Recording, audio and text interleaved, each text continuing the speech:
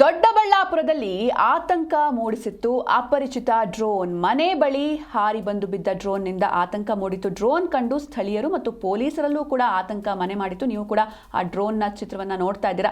ದೊಡ್ಡಬಳ್ಳಾಪುರ ನಗರದ ಪಾಲನ ಜೋಗಹಳ್ಳಿಯಲ್ಲಿ ನಡೆದಂತಹ ಘಟನೆ ಇದು. ಬ್ಯಾಟರಿ ಹಾಗೂ ಎಲೆಕ್ಟ್ರಿಕ್ ವೈರ್ಗಳಿದ್ದ ವಿಮಾನದ ಮಾದರಿಯ ಡ್ರೋನ್ ಅದು. ನೀವು ಕೂಡ ನೋಡ್ತಾ ಇದ್ದೀರಾ ದೃಶ್ಯಗಳಲ್ಲಿ. ನಗರದಲ್ಲಿ ಹಿಂದೂ ಸಮಾಜೋತ್ಸವದ ಶೋಭಾಯಾತ್ರೆ ನಡೆಯುವ ವೇಳೆ ಈ ಒಂದು ಡ್ರೋನ್ ಈ ರೀತಿ ಕಂಡು ಬಂದಿದೆ. ಹೀಗಾಗಿ ಸಹಜವಾಗಿ ಆತಂಕ ಮನೆ ಮಾಡಿತ್ತು. ಸ್ಥಳಕ್ಕೆ ಬಂದು ಏನಾದರೂ ಇದರಲ್ಲಿ ಸ್ಫೋಟಕಗಳು ಏನಾದರೂ ಇದೆಯಾ ಅಂತ ಪರಿಶೀಲನೆಯನ್ನು ಕೂಡ ನಡೆಸಿದ್ರು ಪೊಲೀಸ್ ಎಕ್ಸ್ಪರ್ಟ್ಸ್ ಟೀಮ್. 2-3 ಗಂಟೆಗಳ ಕಾಲ ಪರಿಶೀಲನೆಯನ್ನ ಮಾಡಿದ್ರು. ಪರಿಶೀಲನೆ ನಂತರ ಡ್ರೋನನ್ನು ವಶಕ್ಕೆ ಪಡೆದಿದ್ದಾರೆ ಪೊಲೀಸರು. ಎಲ್ಲಿಂದ ಡ್ರೋನ್ ಬಂತು ಅನ್ನೋ ಬಗ್ಗೆ ಪೊಲೀಸರು ತನಿಖೆಯನ್ನು ಮುಂದುವರಿಸಿದ್ದಾರೆ. ದೊಡ್ಡಬಳ್ಳಾಪುರ ಗ್ರಾಮಾಂತರ ಪೊಲೀಸ್ ಠಾಣಾ ವ್ಯಾಪ್ತಿಯಲ್ಲಿ ನಡೆದಿರುವಂತಹ ಘಟನೆ ಇದು.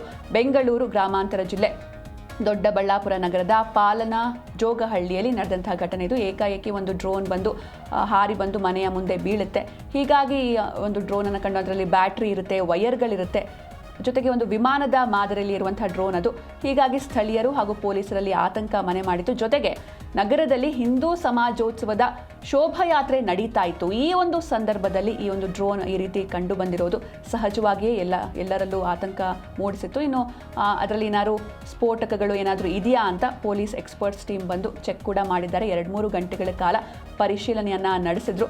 ತದನಂತರದಲ್ಲಿ ಆ ಒಂದು ಡ್ರೋನನ್ನು ವಶಕ್ಕೆ ಪಡೆದಿದ್ದಾರೆ ಪೊಲೀಸರು. ಜೊತೆಗೆ ಈ ಡ್ರೋನ್ ಎಲ್ಲಿಂದ ಬಂತು, ಯಾರು ತಯಾರಿಸಿದ್ರು, ಇದೆಲ್ಲದರ ಬಗ್ಗೆ ತನಿಖೆ ಕೂಡ ಮುಂದುವರಿತಾ ಇದೆ. ನೀವು ಕೂಡ ಆ ಡ್ರೋನ್ನ ದೃಶ್ಯಗಳನ್ನು ನೋಡ್ತಾ ಇದ್ದೀರಾ. ಒಂದು ವಿಮಾನದ ಮಾದರಿಯಲ್ಲಿ ಇರುವಂತಹ ಡ್ರೋನ್ ಅದು.